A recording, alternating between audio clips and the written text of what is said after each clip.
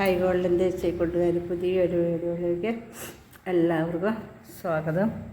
ഞാൻ ഗോൾഡൻ ദേശി.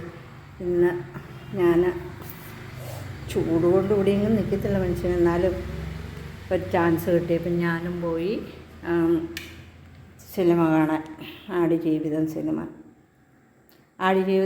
കാണാൻ പോയി. എനിക്കത് വളരെ ഹൃദയസ്പർശിയായ ഒരു സിനിമയായിരുന്നു. അത് പറയാതിരിക്കാൻ വയ്യ. കാരണം അതിനകത്തെ ഓരോ പ്രവൃത്തികളും അഭിനയിച്ചത് പൃഥ്വിരാജാണെങ്കിലും അതിൽ അനുഭവിച്ച ആ മനുഷ്യനെ ആയിരുന്നു എൻ്റെ മനസ്സിൽ മുഴുവൻ. ഏതെല്ലാം തരത്തിലൂടെ പട്ടിണി കിടന്നും മാനസികമായും ശാരീരികമായും എല്ലാം ഒരുപാട് പീഡനങ്ങൾ തന്നെ ഏറ്റ ഒരു വ്യക്തി. ആ വ്യക്തി എങ്ങനെ ഈ 2.5 വർഷം അവിടെ ജീവനോടെ ഉണ്ടായി എന്നുള്ളത് തന്നെ ഒരു അത്ഭുതമായ ഒരു കാര്യമാണ്. കാരണം ആ മുകളിലേക്ക് നോക്കിയുള്ളൊരു ഹൃദയം നിറഞ്ഞൊരു വിളിയുണ്ട്, അള്ളാഹുവേ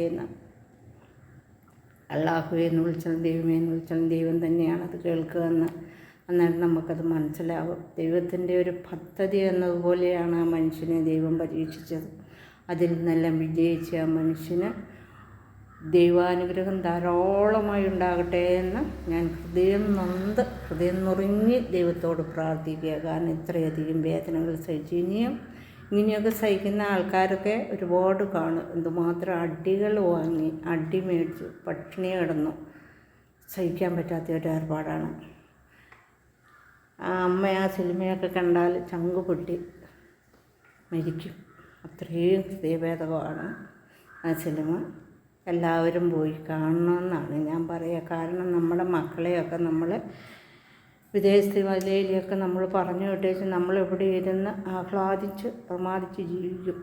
എന്താ, എൻ്റെ മകൻ ആസ്ട്രേലിയയിലല്ല, എൻ്റെ മകൻ ദുബായില, എൻ്റെ മകൻ ഒമാനില. അവരനുഭവിക്കുന്ന കഷ്ടതകൾ, അവരനുഭവിക്കുന്ന ദുരിതങ്ങൾ എന്താണെന്നൊന്നും നമ്മുടെ നാട്ടിലുള്ളവർക്കൊന്നും അറിയില്ലായിരിക്കും. എല്ലാവർക്കും ഞാൻ പറയുന്നില്ല, 100-1 മതിയല്ലോ ഇങ്ങനെ നമ്മൾ അനുഭവിക്കുക. ഏതായാലും ഇത് ലോക ജനതയ്ക്കൊരു പാഠമായി തീരട്ടെ എന്ന് ഞാൻ പ്രാർത്ഥിക്കുന്നു. കാരണം ആട് ആവശ്യമാണ് മനുഷ്യന്, അല്ലെ ഒട്ടകങ്ങളൊക്കെ ആവശ്യമാണ്, അവിടെയുള്ളവരുടെ ജീവിതമാർഗ്ഗമാണിത്. പക്ഷെ അവർക്ക് അതിനെ നോക്കാൻ വരുന്നവർക്കും ഇതിങ്ങനെയുള്ള നല്ല ഒരു എന്താ പറയുക, അതിനെ അതിജീവിക്കുവാനുള്ള ഒരു സംവിധാനം സർക്കാർ മുഖേന ചെയ്തു കൊടുക്കുമെന്ന് പ്രതീക്ഷിക്കുന്നു ഈ സിനിമയിലൂടെ. അല്ലാണ്ട് അവരെ അപമാനിക്കുകയോ കളിയാക്കുകയോ ഒന്നും അല്ല. ഒറിജിനൽ കാര്യങ്ങൾ സർക്കാരിനെ അറിയിക്കുക എന്നുള്ള അതായിരിക്കും ഒരുപക്ഷെ ഇവരുടെ ഒരു ലക്ഷ്യം. അങ്ങനെയാണെന്ന് ഒരിക്കലും ഈ നജീബ് അനുഭവിച്ച വേദനകളിലൂടെ ഇനിയുള്ള ആൾക്കാർ നല്ലൊരു സമാധാനത്തോടു കൂടിയുള്ളൊരു ജോലി ചെയ്യുവാൻ അവരെ ദൈവം അനുഗ്രഹിക്കട്ടെ എന്ന് പ്രാർത്ഥിക്കുന്നു. ഇനി നമുക്ക് നമ്മുടെ നടനിലേക്ക് വരാം. ഇത് സത്യത്തിൽ ഇത് പണത്തിനോടുള്ള ആർത്തിയാണെന്ന് ഞാൻ പറയില്ല. കാരണം അതിന് വേണ്ടിയാണെങ്കിൽ വേറെ എന്തെല്ലാം മാർഗങ്ങളുണ്ട്.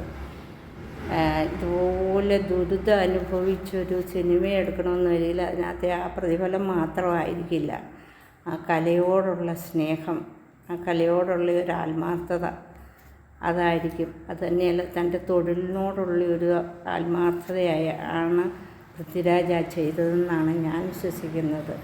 ചെറുപ്പനാൾ മുതലേ എനിക്ക് ഒത്തിരി ഇഷ്ടമുള്ള ഒരു നടനാണ് പൃഥ്വിരാജ്. അദ്ദേഹത്തിൻ്റെ സിനിമകളൊക്കെ മിക്കതും തന്നെ ഞാൻ കാണാറുണ്ട്. വിദേശത്ത് ആയിരുന്നപ്പോൾ ഞാൻ യൂട്യൂബിലൂടെ അദ്ദേഹത്തിൻ്റെ പൃഥ്വിരാജിൻ്റെ സിനിമ എന്ന് കണ്ടു കഴിഞ്ഞാൽ അത് ഞാൻ കാണാറുണ്ട്. അതിനകത്തെല്ലാം എല്ലാ തലങ്ങളിലും അദ്ദേഹം ശോഭിക്കുന്നതൊക്കെ ഞാൻ കണ്ടിട്ടുണ്ട്, വളരെ മനോഹരമായിട്ട്. അപ്പോൾ അദ്ദേഹത്തിന് അന്നത്തെ ആദ്യകാലങ്ങളിലൊക്കെ ഒരുപാട് എന്നാ പറയുക, മുമ്പോട്ട് പോകാൻ പറ്റാത്ത വിധത്തിലുള്ള വിഷമങ്ങളൊക്കെ അനുഭവിച്ചൊക്കെ ഞാൻ കണ്ടിട്ടുണ്ട്.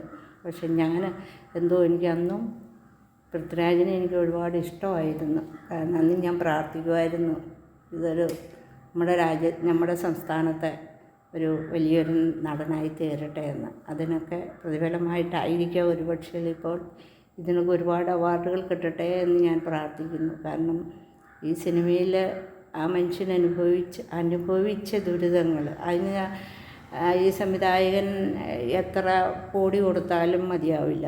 കാരണം അതുപോലെയാണ് ആ മനുഷ്യൻ ആ മരുഭൂമിയിൽ കിടന്നനുഭവിച്ച്.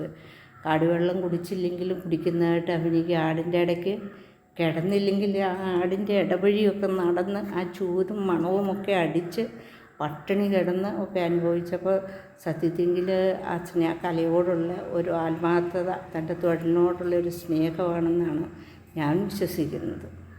അല്ലാതെ പലരും പലതും പറയുന്നുണ്ട്, എങ്കിലും ഇത് കണ്ടപാടെ ഞാൻ വന്ന ഇതിന് അഭിപ്രായം പറയുന്നത് എന്താണെന്ന് ചോദിച്ചു കഴിഞ്ഞാൽ, അത് കണ്ടതിലുള്ള മനസ്സിലെ ആ ഇത് ഇച്ചിരി കഴിഞ്ഞാൽ ചിലപ്പോൾ ഇതൊക്കെ അങ്ങ് മാറിപ്പോയെന്നിരിക്കും. ആ വന്ന പാടെ ഞാനിത് നിങ്ങളുമായിട്ട് ഒന്ന് പങ്കുവയ്ക്കുക എന്ന് വിചാരിച്ചിട്ടാണ്. അപ്പോൾ ഹലോ പൃഥ്വിരാജ്, നിങ്ങൾക്ക് എൻ്റെ അഭിനന്ദനങ്ങൾ. ഇനിയും നിങ്ങൾക്ക് 100 സിനിമകൾ സംവിധാനം ചെയ്യുവാനും സിനിമയിൽ ഇനിയും മുമ്പോട്ട് ഇതിലും വളരെ ഭംഗിയായിട്ടൊക്കെ നിർവഹിക്കാനും ഒക്കെ ദൈവം അനുഗ്രഹിക്കട്ടെ എന്ന് പ്രാർത്ഥിക്കുന്നു. എന്നെങ്കിലും ഒരു ദിവസം എൻ്റെ ഈ വീഡിയോ അങ്ങ് കാണുവാണെങ്കിൽ ഒരു കമൻസ് അതിൻ്റെ അടിയിലിട്ടൊന്ന് വായിക്കുവാനായിട്ട് ഒരു ഭാഗ്യം എനിക്കും തരണമെന്നും ഞാൻ നിങ്ങളോട് ആവശ്യപ്പെടുന്നു. Okay, by.